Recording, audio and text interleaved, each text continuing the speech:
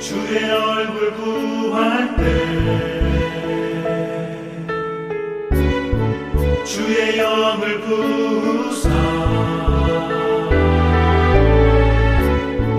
크신 사랑 안에서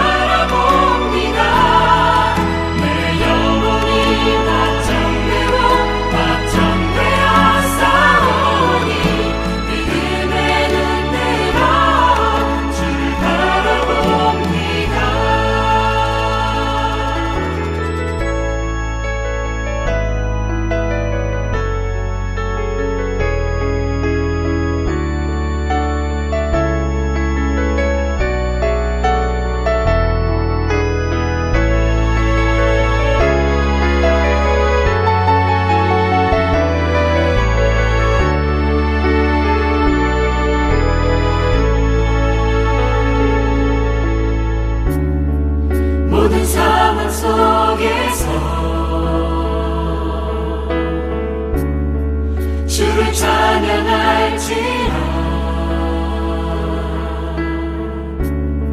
주는 너의 큰 성을 큰 도움이시라 주의 얼굴 구할 때 주의 영을 부으사 크신 사랑 안에서 주를 보게 하소서 주를 보게 하소서 영혼이 확장되고 확정되어 싸우니 믿음의 눈 들어 주를 바라봅니다 내 영혼이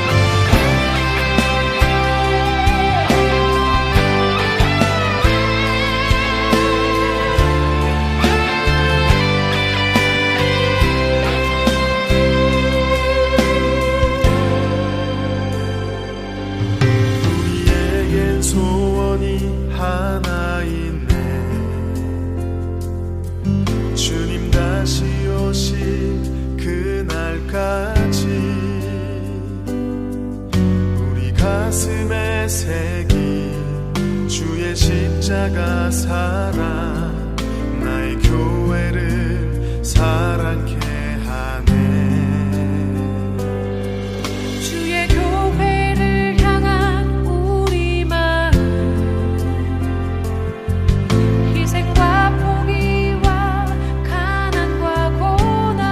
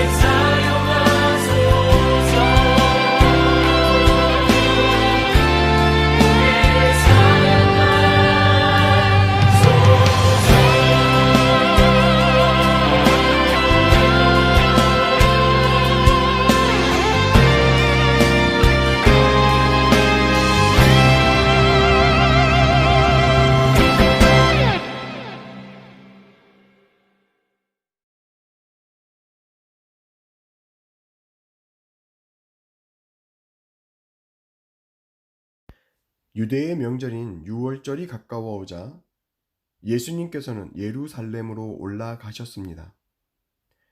예수님께서는 성전 뜰 안에서 소와 양과 비둘기를 팔고 있는 사람들과 또 상에 앉아서 돈을 바꿔주는 사람들을 보셨습니다. 예수님께서는 끈으로 채찍을 만들어 양과 소를 비롯하여 모든 짐승을 성전 뜰에서 쫓아내셨습니다. 예수님께서는 돈 바꾸는 사람들의 상을 뒤엎으시고 그 사람들의 돈을 흩트리셨습니다. 그리고 비둘기 파는 사람들에게 명령하셨습니다. 이것들을 여기서 치워라. 내 아버지의 집을 시장터로 만들지 마라. 이때 제자들은 성경에 주님의 집에 대한 나의 열심이 불처럼 나를 삼켜버렸다라고 기록된 것을 생각하였습니다. 유대인들은 예수님께 당신은 당신에게 이런 일들을 행할 권리가 있다는 것을 증명할 무슨 표적이 행할 수 있습니까? 라고 물었습니다. 예수님께서는 이 성전을 허물어라. 그러면 내가 3일 만에 이것을 다시 세우겠다. 라고 대답하셨습니다. 그러자 유대인들은 이 성전을 건축하는데 46년이 걸렸는데 당신이 3일 만에 다시 세우겠다는 것입니까? 라고 반문했습니다. 그러나 예수님께서 말씀하신 성전은 그분 자신의 몸을 가리키는 것이었습니다. 예수님께서 죽은 자들 가운데서 부활하신 후에 그분의 제자들은 예수님께서 이렇게 말씀하신 것을 기억하였고 그들은 성경과 예수님께서 하신 말씀을 믿었습니다. 예수님께서 예루살렘에 계시는 유월절 기간 동안 많은 사람들이 그분이 행하는 표적을 보고 예수님을 믿었습니다. 할렐루야. 우리 다 같이 좌우 옆 사람 보면서 이렇게 인사합시다. 사랑하고 축복합니다. 사랑하고 축복합니다. 아멘. 오늘 말씀을 보면은요, 예수님께서 성전 앞에서 어떠한 일들을 하셨는지에 대한 간단한 기록이 남겨져 있는 말씀입니다. 13절부터 22절까지에는 예수님께서 6월절에 예루살렘에 올라가셔서 성전을 정결케 하신 사건을 보여주고 있습니다. 예수님의 성전 정결 사건은 2번이 있었는데요. 오늘 말씀이 그 첫 번째 기록입니다. 이 사건이 가르치는 교훈은 하나님의 거룩하신 것들이 사람들로 말미암아 세속화되었을 때에 우리가 그것을 쉽게 생각하거나 또는 그대로 내어버려 두어서는 안 된다는 것을 말해주고 있습니다. 보통 우리는 시대적 흐름이라는 말과 또는 편의를 위해서라는 명목으로 세상의 문화를 교회에 가져오는 경향이 많이 있는데요. 물론 세속적인 문화를 영적인 문화로 구속해야 될 책임이 우리에게 있는 것은 분명합니다. 그러나 그럼에도 불구하고 세상의 것을 교회 안으로 가져올 수 있는 것들이 있고 그렇지 못한 것들이 있다는 것은 우리로 하여금 경각심을 가지고 오늘날의 교회의 문화와 흐름을 다시 한번 돌이켜보며 살펴볼 필요가 있다는 아주 중요한 메시지가 오늘 말씀을 통해서 우리에게 주어지고 있는 것이죠.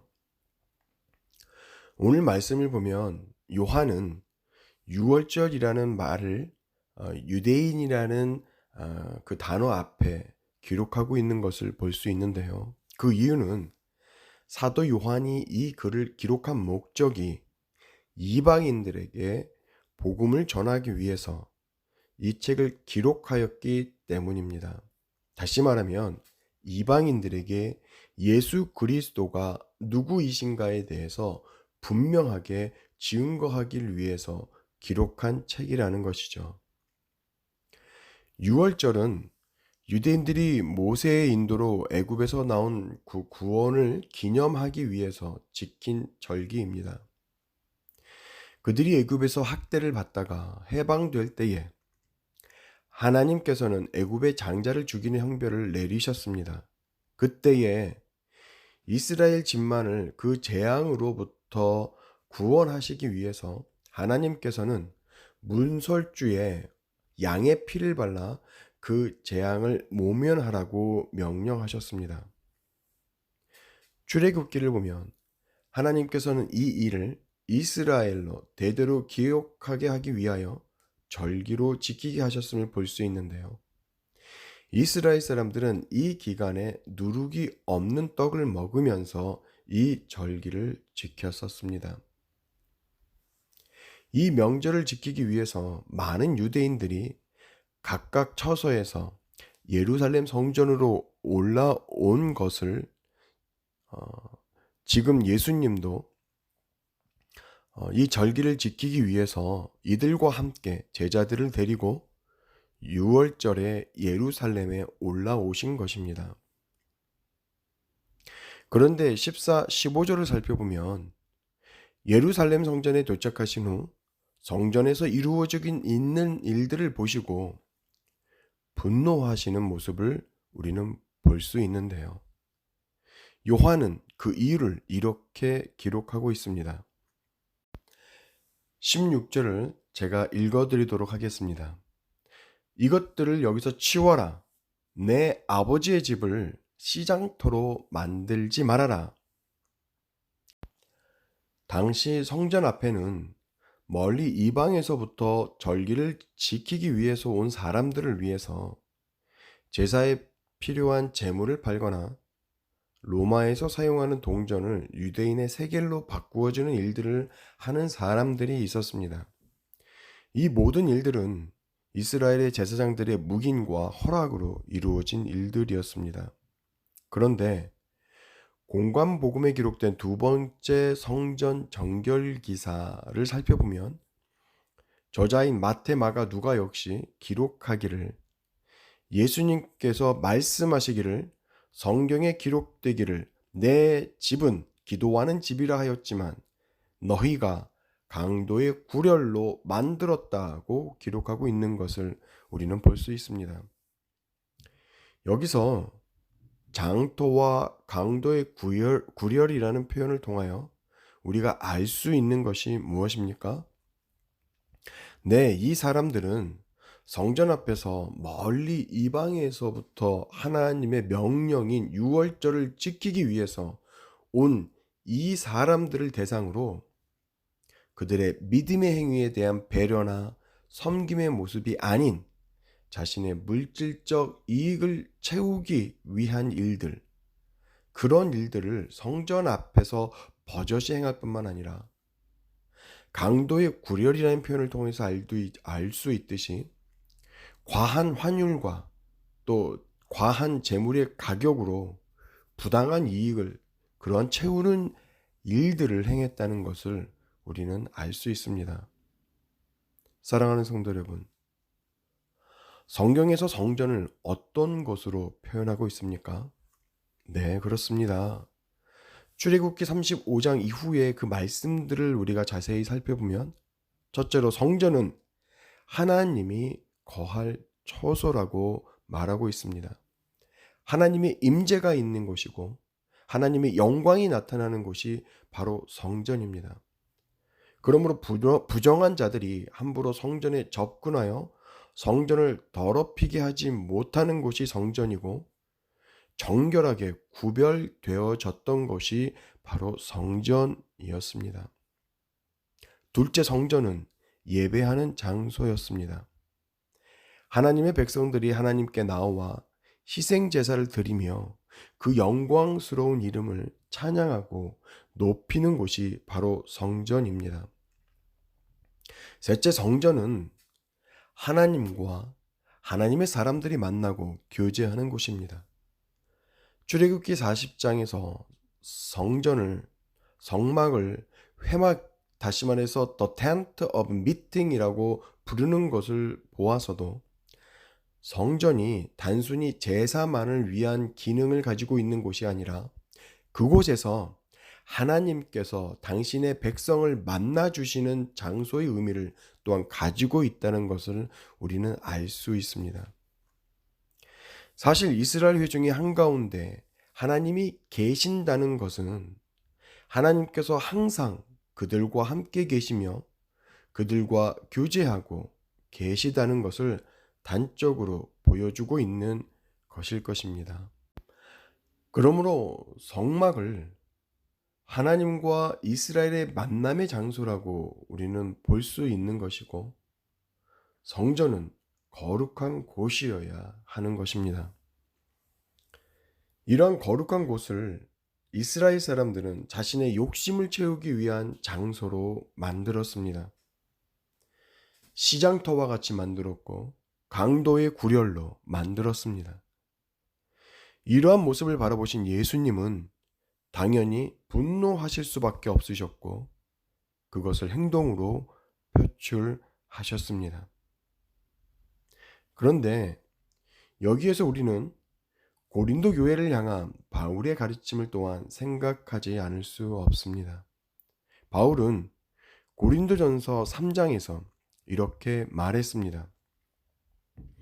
여러분은 자신들이 하나님의 성전인 것과 하나님의 성령께서 여러분 안에 계시다는 것을 사실 알지 못합니까? 누구든지 하나님의 성전을 멸하면 하나님께서 그 사람을 멸하실 것입니다. 그것은 하나님의 성전은 거룩하며 여러분 자신이 바로 그 성전이기 때문입니다. 사랑하는 성도 여러분, 무슨 말입니까? 우리의 몸이 바로 성전이라고 바울은 말하고 있는 것입니다. 다시 말하면 우리의 몸이 하나님의 임재가 있는 것이고 하나님을 향한 예배와 하나님과의 깊은 교제가 나타나야 하는 곳이고, 그렇기 때문에 거룩한 장소여야 한다고 말하고 있는 것입니다. 사랑하는 성도 여러분, 여러분의 몸은 거룩한 장소이십니까? 거룩한 생각과 거룩한 삶으로 하나님 앞에 드러나고 있는 장소입니까? 은혜와 진리가 선포되어지고 예배와 치유가 나타나는 장소입니까? 오늘 이 시간 이후로 저와 여러분의 삶 가운데 우리의 몸을 통해서, 우리의 삶을 통해서 하나님의 임재가 나타남으로 은혜와 진리가 선포되어지고 예배와 치유가 나타나는 그러한 거룩한 삶이 증거되어지는, 그래서 하나님의 영광이 드러나는 그러한 삶을 살아내는 저와 여러분이 되기를 주님의 이름으로 간절히 축복하며 기도합니다. 아멘. 다 같이 기도하겠습니다. 사랑과 은혜가 충만하신 아버지 하나님, 감사합니다. 오늘 말씀을 통해서 우리의 몸이, 우리의 삶이 얼마나 거룩한 장소이고 거룩한 존재인지를 다시 한번 알게 해주시니 감사드립니다.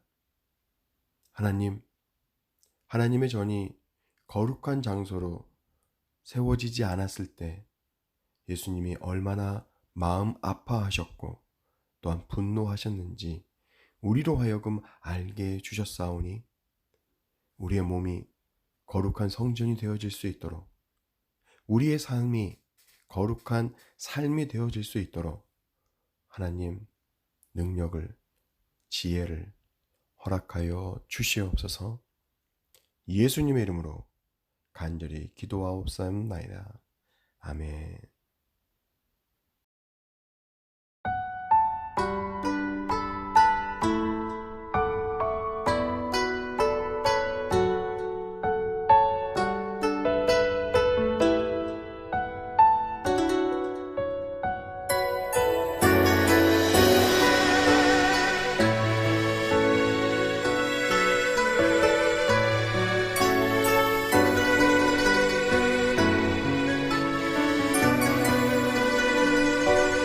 난 지극히 작은 자, 죄인 중에 괴수, 무익한 나 부르셔서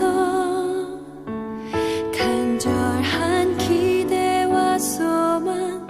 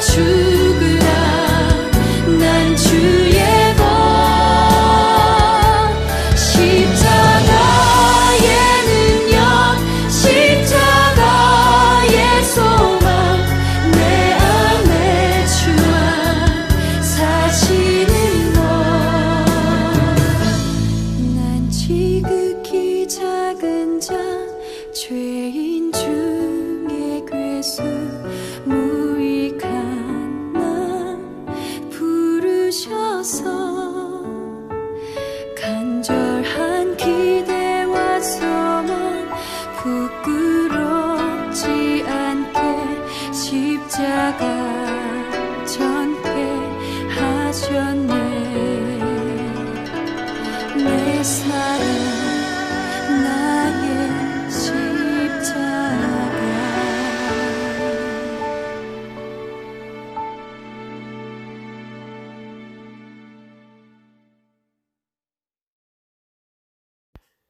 이제는 우리 주 예수 그리스도의 은혜와 아버지 하나님의 극진하신 사랑과 성령 하나님의 감화, 감동, 충만케 하시는 놀라운 은혜의 역사가 이제는 내 삶과 내 몸이 거룩한 성전임을 선포하며 거룩한 삶을 살아내기를 결단하는 저들 위해 지금으로부터 영원토록 함께하여 주시옵기를 간절히 축복하며 기도하옵나이다. 아멘.